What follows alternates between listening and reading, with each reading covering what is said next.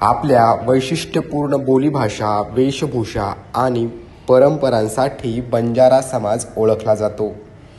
अनेक सण उत्सव बंजारा समाजामध्ये मोठ्या उत्साहात साजरे केले जातात।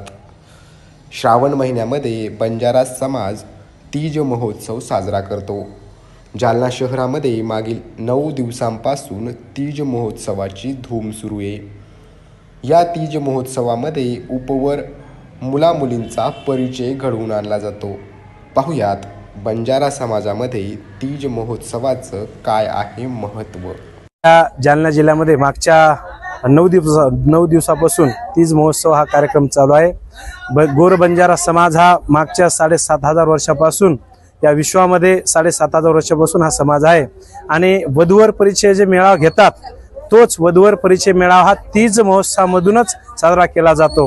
आणि बंजारा समाज हा 12 महिने बी 365 दिवस देखील खेळून असं खेळतात, म्हणजे 9 दिवस बी आमच्या जे तरुण मुली असतात ते खेळतात आणि त्याच्यासोबत काही आयना बहिणी देखील खेळत राहतात। आणि 12 महिने हा जीवन जगणारा समाज आहे। ही खेळून असं नाही की दुःखामध्ये नाही की सुखामध्ये नाहीये, पण 12 महिने हा समाज सुखामध्येच खेळता खेळता सगळे सण त्योहार जसे की शिमगा असते, नंतर दिवाळी असते आणि श्रावण महिन्यामध्ये हा तीज उत्सव साजरा केला जातो।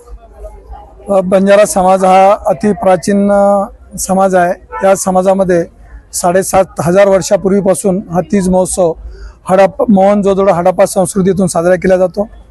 यामध्ये एक दंतकथा सांगितली जाते। ती कथा अशी आहे की हा समाज भटकंती करून एका ठिकाणी दुसऱ्या ठिकाणी उपजीविकेसाठी जाणारा समाज आहे। मग एकदा घर सोडून गेल्यानंतर पुन्हा त्याला वेळ मिळत नाही कामाधंद्यामध्ये, म्हणून तो काय करतो की श्रावण महिन्यामध्ये पाऊस असतो, सर्व धंद्याने शेतकरी संपन्न असतो। अशा वेळेस की समाजामध्ये ज्या उपवर मुली आणि मुलं आहेत यांच्या जे सोयरिकीचं जे काम आहे ते या तीज महोत्सवाच्या माध्यमातून केलं जातं। याच्या पाठीमागं एक म्हणजे सांगायचं म्हणजे तांड्याचा जो नायक आणि कारभारी असतो या सगळ्या उपवर झालेल्या मुली एका ठिकाणी जमतात हा तीज महोत्सव साजरा करण्याकरता। मुलं एका साईडला असतात, मुली एका साईडला असतात आणि यामध्ये त्या म्हणजे ज्याला बेसावध क्षण म्हणतो अतिशय बेसावध क्षणामध्ये त्या मुली मन मोकळेपणाने आपलं नृत्य गीत या ठिकाणी सादर करत असतात आणि त्या तांड्याचे नायक कारभारी हसाबी नसाबी हे लोक त्याची टेहळणी करतात आणि बघतात की कोणती मुलगी खरंच उपवर झाली आहे, कोणती मुलगी लग्नाला योग्य आहे, कोणती मुलगी चांगली, याची ते आपल्या स्वतःच्या मनामध्ये खुणगाट बांधतात की ही मुलगी उपवर झालेली, ही लग्नाला आलेली आहे। मग त्या ठिकाणी काही लोक असतात ज्यांचे मुलं उपवर झाले असतात, त्यांचे माता वडील सुद्धा असतात, ते सुद्धा म्हणतात की मला माझ्या मुलाचं यावर्षी लग्न करायचं, ते सुद्धा शोधत असतात मुली।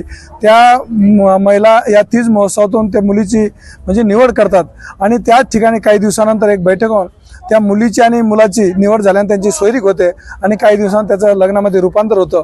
या तीज महोत्सवाच्या माध्यमातून अतिशय चांगला संदेश समाजामध्ये दिला जातो। सगळा समाज एकत्र येतो आणि गुण्या गोविंदानं हसत खेळत नाचत आपली संस्कृती जोपासत हा उत्सव मोठ्या प्रमाणात साजरा करतो। Narayan Kale, news 18 local, Jalna.